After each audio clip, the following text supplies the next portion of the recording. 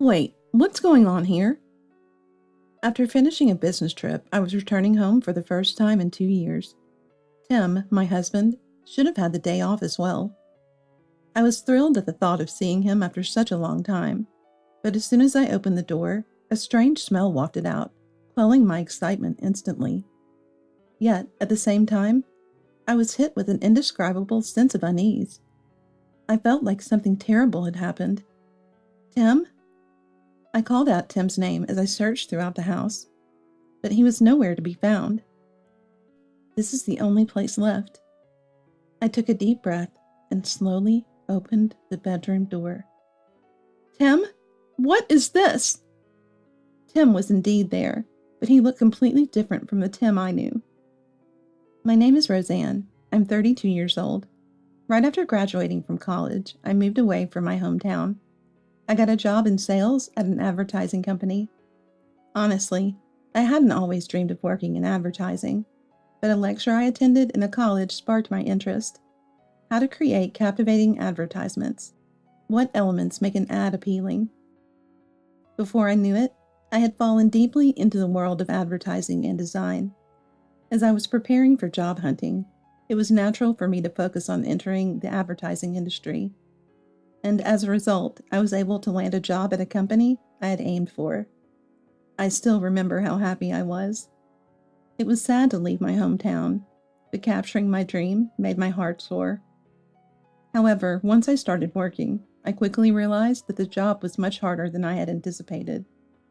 It wasn't that I had underestimated it, but still, the reality was starkly different from what I had imagined. Field work, creating documents, there was a lot to do, including communicating with clients, leading to lots of overtime, working on holidays, and business trips, all of which made for a tough experience. I think what saved me was that everyone at the company was kind. Eventually, I started to wonder, is this really what I want to be doing? But then, someone who would support me through it all appeared. This happened about 2 years after I started working. I went to a drinking party I was invited to by a colleague, but couldn't quite fit into the conversation, and ended up drinking quietly by myself when a man approached me. Are you okay? Are you here alone? Yes, I'm fine. That man was Tim, who would later become my husband. Tim noticed me drinking alone and went out of his way to strike up a conversation. You looked a bit lonely. Would you like to join me for a drink? I'd love to. At my response, Tim smiled kindly. As we talked, I found out that Tim also worked in sales. From then on, our conversation, filled with work complaints, took off, and we hit it off completely. We exchanged contact information and made plans to go out for dinner together. Who would have thought that a casual participation in a drinking party would lead to making a connection with the opposite sex, let alone meeting my future husband, which I still consider to be almost a miracle. A week later, the day came for Tim and me to meet alone. Honestly, I was feeling a bit gloomy. That's because at that time, the alcohol made everything seem okay. But meeting without drinking, I wondered, would our conversation be just as lively? With a bit of anxiety, I met up with Tim, and then we entered the restaurant he had reserved. To my surprise, I had a wonderful time with Tim. He was truly a gentleman, interesting to talk to, and seemed like the ideal man. Roseanne, you're a wonderful person. Oh, to say I'm wonderful. Compliments that people usually hesitate to say directly, he would utter without a hint of embarrassment. Before I knew it, I found myself thinking about Tim. After that, Tim and I started to see each other frequently, and on our third date, he confessed his feelings for me, and we became a couple. The time I spent with Tim was truly happy. Thanks to him, I was able somehow to manage the difficult job. Are you okay? Not too tired? Yeah, thank you. I tried not to show my fatigue in front of Tim, but it seems he knew everything. He always took care of me, hugging me gently each time. 2 years into such a life, Tim finally proposed to me. Of course, I accepted his proposal, and Tim and I became husband and wife. I will definitely make you happy. The smiling face of Tim saying that is something I can never forget. After that, we completed our family meeting and registered our marriage. Tim's mother, Marcia, is a very kind person, which was reassuring. His father had already passed away. If there's anything, feel free to talk to me about it. Yes, thank you very much. Surrounded by kind people, I felt incredibly fortunate. It seemed like I could overcome any hardship. I could only see hope in my future life. Yet, to get so entangled in something like this, I would later regret marrying Tim. Right after marrying Tim, a shocking truth came to light. Tim was completely incapable of doing any household chores. Sorry, I really can't do housework. What? How have you been managing until now? Well, I've been buying food from grocery stores or supermarkets, and when laundry piles up, I take it back to my parents' place, so I don't know how to use a washing machine. How could this be? Why hadn't I noticed this while we were dating? Whenever I visited Tim's house, it was always tidy, hardly the home of someone incapable of housework. From what I've heard, was Marcia taking care of the house cleaning?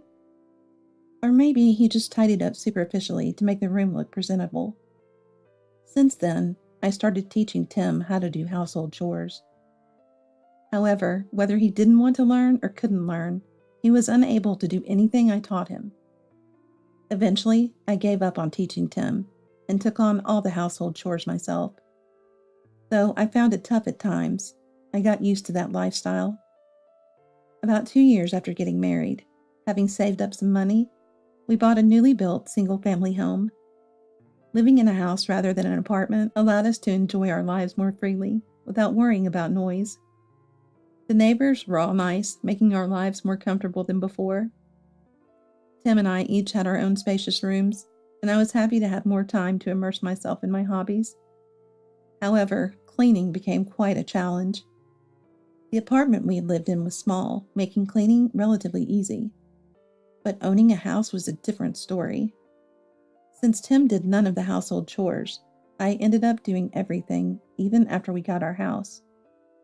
Tim seemed to have given up on learning household chores altogether, and never helped out, no matter how busy I was. It was after we bought the house that I started to notice something odd about Tim.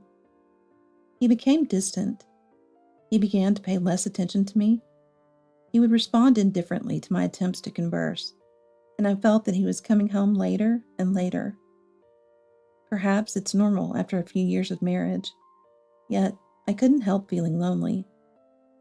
Hey, what time will you be coming home today? I don't know. I see. Oh, here's your lunch. Rather than anger, I was swirling with feelings of sadness and anxiety. Had I unknowingly done something to make Tim dislike me? But no matter how much I thought about it, I couldn't pinpoint anything specific. Tim hadn't complained about anything to me, so maybe it wasn't something I needed to worry about. Eventually, I started to think that it was just Tim's true nature. That was the easiest way for me to make sense of it all. If he had been complaining about the food being bad, or the cleaning not done, it would have been a different story. There were other troubling behaviors from Tim. Despite coming home late, he never informed me of his expected return time. He would leave the lunch I made for him. Knowing I would clean, he would mess up the room as he pleased. Often, I found Tim's laundry scattered around the room. At first, I didn't make much of it, thinking he was just tired. However, as days passed, Tim made no effort to change his behavior. I couldn't stand it any longer and confronted him. Hey, can you stop? It seems like you're scattering things around, thinking I'll clean up after you. I work just like you. Managing household chores is already tough enough. Can't you be a bit more considerate towards me? Huh, are you saying I'm not considerate? Yes, if you really cared, you'd take care of your own stuff. And your room. When I entered to clean it last time, it was so dirty, I wondered how you could sleep there. Despite saying you're coming home late, you never tell me when. Don't you think you're overdoing it a bit? I vented all the frustration I had been holding back at Tim, but he wouldn't listen to me seriously. I'm tired, too. Cleaning is something you do, right? I've already told you I'd be home late, so what's the problem? You're just too uptight. Uptight, you say? In the end, Tim refused to listen to me. From that day on, Tim became even more distant. Not only would he give me indifferent responses, but he also started ignoring me altogether. Even when I cleaned Tim's room and took care of his surroundings, he stopped saying thank you. I thought many times about abandoning household chores altogether, but even if I did, Tim would likely just live in the mess. On the other hand, I couldn't stand the thought of living in filth. The idea of enduring discomfort in my own home was unacceptable to me. After much consideration, I decided to continue doing housework for my own sake. As time passed, I felt Tim's attitude might have returned to normal somewhat, but his coldness towards me remained unchanged. Should I be happy that he started telling me when he'd be home? Where did the Tim I knew before we got married go? I had no idea he was hiding such a side. If I had known, I would have reconsidered marrying him. I found myself living with stress from both work and home on a daily basis. About half a year into this routine, my work trips, which had been manageable, suddenly increased.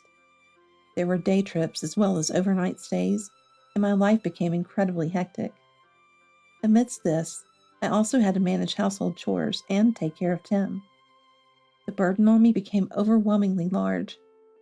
Perhaps seeing me like this, Tim began to change his behavior gradually. Hey, Roseanne, are you okay? What do you mean?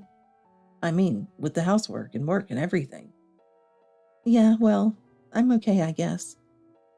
I was taken aback by his sudden concern. Tim was worried about me, something incredibly rare. I thought it might as well rain spears tomorrow. After that, Tim seemed to worry about me more. Aren't you going on business trips a lot lately? Are you okay? Yeah, I'm okay. It's tough, but it pays well. If you say you're okay, then that's good. Was he hiding something? Or was he genuinely concerned? I had my doubts, but the fact that Tim showed concern made me happy. Still, Tim's late returns continued as usual. Hey, why are you coming home so late these days? Is it that often? I have my reasons, overtime, socializing with the boss. I see. Sure, the pay stub showed overtime pay. I could somewhat accept that he was out drinking with his boss, but it still felt excessive. Could Tim be having an affair? That thought crossed my mind. However, I couldn't see Tim as someone who would do such a thing. Despite everything, somewhere in my heart, I still trusted him. I couldn't understand why I was so convinced that Tim would never cheat. Even as my business trips increased, Tim made no effort to do household chores. Tim, who couldn't even heat up a retort curry, resorted to instant noodles or eating out. When I was away for long periods, he would specifically ask Marcia to come over. I had hoped he would learn to fend for himself during these times, but it seemed he had no such intentions.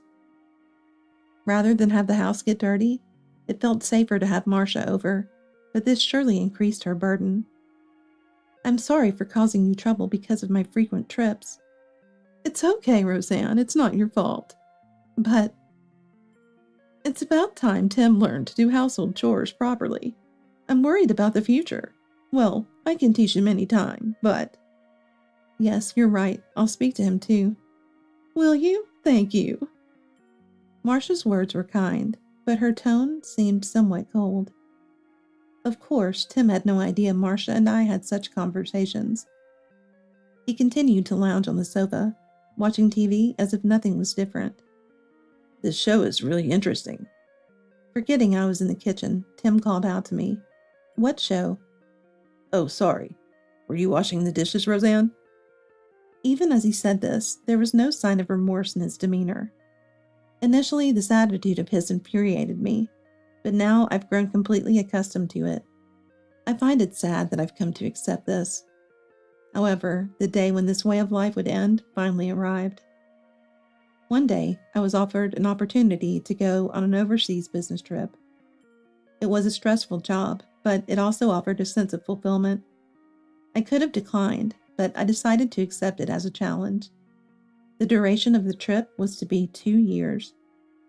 During this time, I hoped Tim would either go back to his parents' home or try his best to manage the household chores on his own.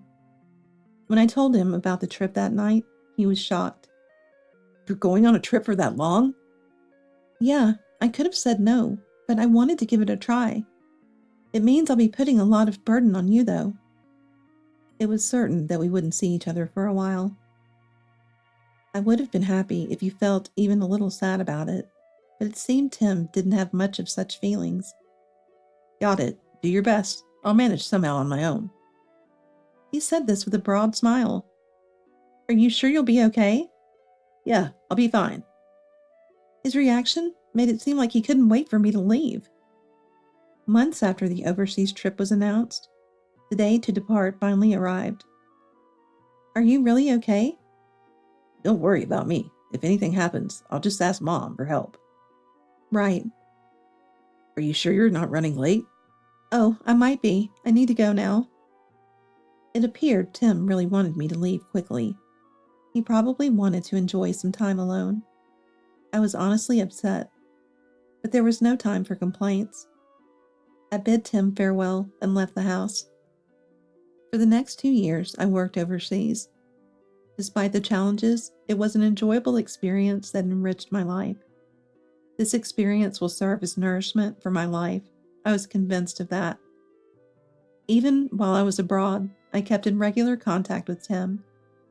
Hearing he was getting by with March's help brought me relief. Initially, our main form of communication was through phone calls, but gradually we shifted to exchanging emails. From his messages, I could tell Tim was doing well, which meant I didn't have to worry too much. 2 years later, my assignment ended, and I was finally able to return home. I was excited about the prospect of seeing Tim again. My steps were light with anticipation. He was supposed to have the day off, so I expected him to be home as usual. I wanted to hear about his life during my absence and share my own experiences. With excitement, I unlocked the front door. But my excitement quickly vanished. A nauseating stench wafted through the air. The odd sensation made me break out in a cold sweat instantly. I felt something was terribly wrong. I set down my luggage and began to explore the house. Where was the source of the smell? Where was Tim? My hands trembled as I opened each room's door. Finally, I opened the door to Tim's bedroom. What is this? I couldn't believe the scene before my eyes. What in the world? To my shock, there was Tim, mummified. I couldn't comprehend what was happening in front of me. Police! I need to call the police! I quickly took out my mobile phone and contacted the police.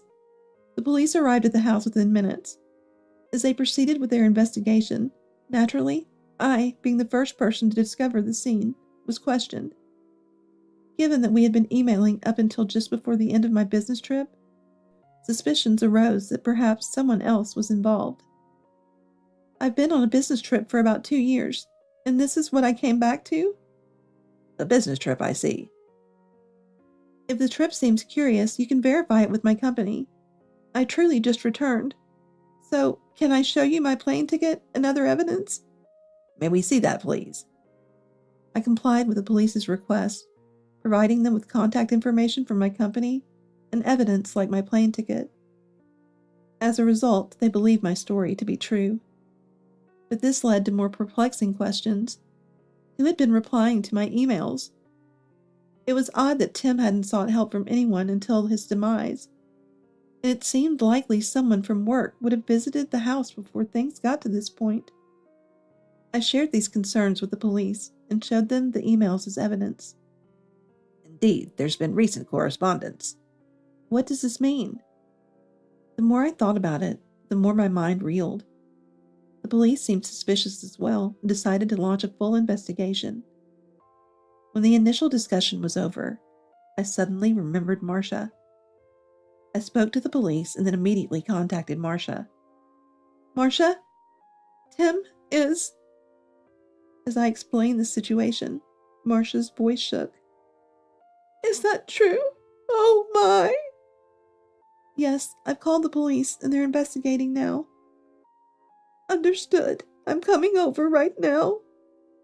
Marcia hung up and arrived at our house within 10 minutes due to the proximity of our homes. Tim! Please try to stay calm. How can I stay calm when my son is dead? Marcia tried to push past the police to get to Tim. Understandably, losing one's son is a profound sorrow, a fact even I, who have no children, can grasp. Roseanne, when? When did you find Tim?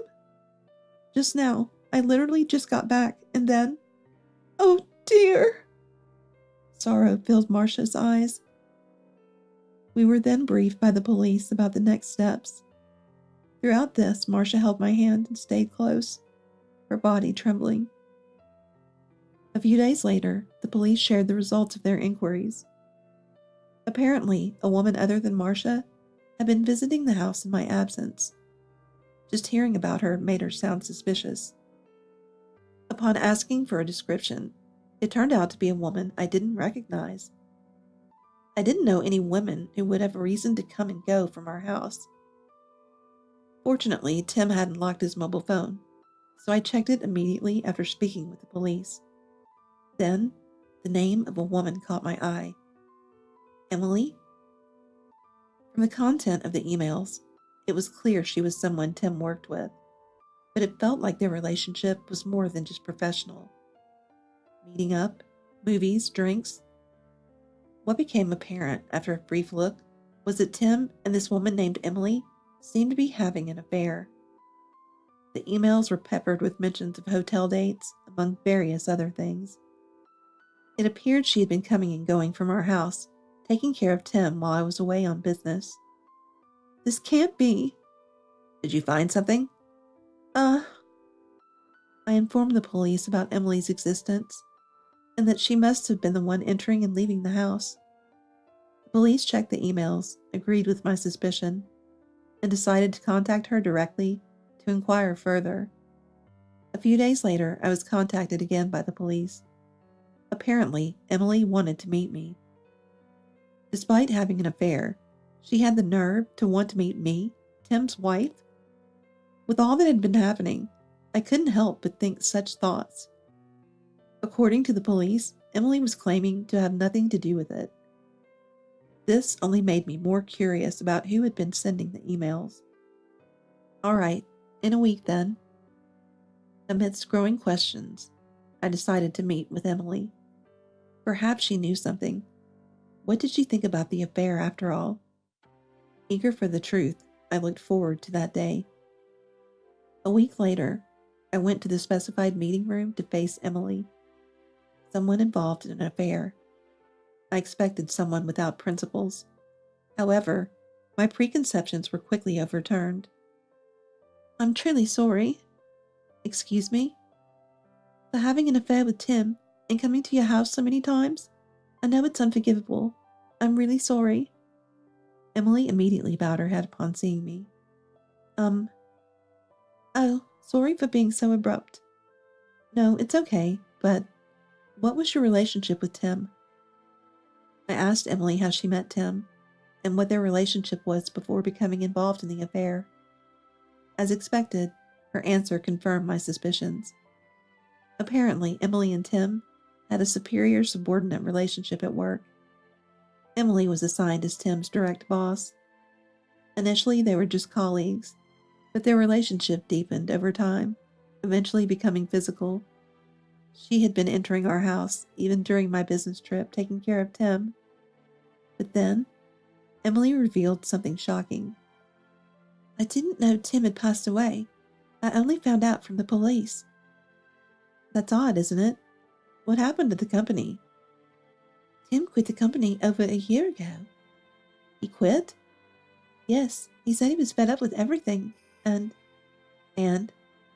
it's difficult to say, but Tim wanted to divorce you and marry me.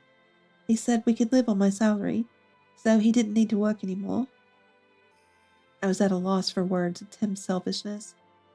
To think of divorcing me to marry Emily, and then quitting his job because they could live on her salary. I was a bit shocked to realize Tim was far more self-centered than I had imagined. Thank you for sharing this with me. No problem. But you didn't know he had passed away, right? When did you stop coming to the house? Over a year ago, I think. Why? Didn't Tim want to marry you? My words might have come out harshly. However, Emily proceeded to explain what had happened. For several months after I went on my business trip, Emily had been visiting our house once every 5 days, ostensibly to take care of Tim. Initially, she seemed to enjoy it, as if they were experiencing newlywed life, finding it fun. However, that feeling quickly vanished due to Tim's lack of life skills. Despite her efforts to get him to clean up after himself, Tim never seemed to take heed, and Emily's feelings for him cooled off entirely. She broke up with him and ceased visiting the house. By that time, she had already quit her job, so Tim kept contacting her, wanting her to come back. Please come back. I want to start over. The messages varied, but they all shared a common theme of wanting to reconcile. However, Emily no longer harbored such feelings and ignored all his attempts. Eventually, the messages stopped. Since then, Emily had no idea what became of Tim. I see. Yes. I'm glad I could hear about what happened while I was away. Thank you. Of course, I'm truly sorry for everything. Emily seemed genuinely remorseful, repeatedly apologizing to me. I understood her sincerity, but whether I could forgive her was another matter. Fortunately, Emily offered to pay compensation, which I accepted. It was clear she wasn't largely involved in the recent developments, but this only deepened the mystery. Amidst all this, the police, having spoken with neighbors, came across a significant lead. Apparently, a few days before I returned home from my trip, someone saw Marcia entering our house. With this eyewitness account, the police began to view Marcia with suspicion. If true, Marcia must know something. Curious, I checked Tim's mobile phone again and reviewed the emails. Until now, it hadn't occurred to me that Marcia might know something, so I hadn't checked her email specifically. Looking back, I realized, had I reviewed all the emails from the beginning, things might not have escalated to this point. I went through each email carefully. One particular email caught my eye. Are you feeling unwell? Around the time Emily left him, Tim fell ill. In such a condition, unable to seek help from Emily or me, Tim reached out to Marcia. However, Marcia's response was indifferent. Figure it out on your own? Furthermore, Marcia had made remarks suggesting she was tired of taking care of him. I'm tired of looking after you. I don't care what happens to you. It was hard to believe that Marcia, who seemed to care deeply for Tim and was profoundly saddened by his death, could say such things. But it was clear Marcia was involved somehow. Seeing Marcia's emails confirmed my suspicions. After presenting these emails to the police, it was decided to bring Marcia in for questioning. The police contacted Marcia, and a meeting was arranged at the police station for a later date. I was allowed to be present, so I decided to attend. Upon arrival, Marcia seemed upset. Isn't the culprit caught? What about that woman who was taking care of Tim? Calm down, please. After being cautioned by the police, Marcia glared at us with crossed legs. The police then explained that neighbors had seen Marcia visiting the house until recently and discussed the emails. Neighbors saw me. There's no proof of that. That woman is far more suspicious than I am. But you were entering the house until recently, weren't you? Where's the proof? We've heard from not just one, but several neighbors. How do you explain that? Marcia seemed increasingly frustrated, angrily retorting to the police. Watching her, I became even more convinced of her involvement. Marcia, are you sure you don't know anything? I don't know anything. Is that true? How long did you continue visiting that house? I don't remember. What about the testimonies from the neighbors? Are you suggesting the police are lying? Or that the neighbors have conspired against you? That's right. I don't think there's any reason for them to go out of their way to frame you, Marcia. Unless, do you have any reason to believe the neighbors would do such a thing? Despite being obviously suspicious, Marcia claimed to know nothing. Irritated by her attitude, I pressed her hard. Eventually, after initially insisting on her innocence, Marcia finally admitted to a shocking truth. Yes, I abandoned Tim. Are you happy now? Marcia! Because he was annoying. I had somewhat understood, but it turns out Marcia was the one who abandoned Tim in that state. The reason being simply that she found him annoying, a shockingly selfish reason. Annoying? I was tired of him always relying on me. Just when I thought he had finally married, he started depending on me for every little thing again. He wouldn't learn to do any household chores, always leaving everything to others. I looked after him because I was supposed to be his parent, but honestly, I hated it. Then, when he got sick and asked me to come over, I saw it as an opportunity, so I left him alone. Next thing I knew, he was gone. Marcia shared her feelings about Tim in a detached manner. But these were not the emotions a parent should have for their child. They were twisted feelings. So, you were the one replying to my emails? Yes, that was me. I thought if I suddenly stopped replying, you would worry. I knew it would come out eventually, but I thought it might buy some time. You knew it would come out? Of course. But then this Emily person appeared. I thought maybe I could pin the blame on her, but that didn't work out. Marcia seemed frustrated. I couldn't believe Marcia had abandoned Tim. While part of me couldn't believe it, I remembered something she said before my trip. We need to teach him household chores, or I'm worried about what will happen in the future. Perhaps Marcia had already disliked Tim by then. To try and pin the blame on someone else? Well, I had no other choice. I didn't want to deal with the police. If Emily had taken all the blame, I wouldn't have had to come here. That's too selfish. Even if my frequent business trips increased your burden, you didn't have to abandon him. Shut up! You don't understand how I feel. Marcia lashed out at me, as if venting all her frustrations. But I stood my ground. I understand some of your feelings, Marcia. Tim never learned to do any chores and always made a mess. And then there was the affair. I was furious too. But there's a line you don't cross. What you did is a crime. This fact will follow you for the rest of your life, won't it? As I earnestly spoke to her, Marcia seemed to realize the gravity of her actions. She would have to live with the fact that she abandoned her son. The weight of that realization. This will follow me.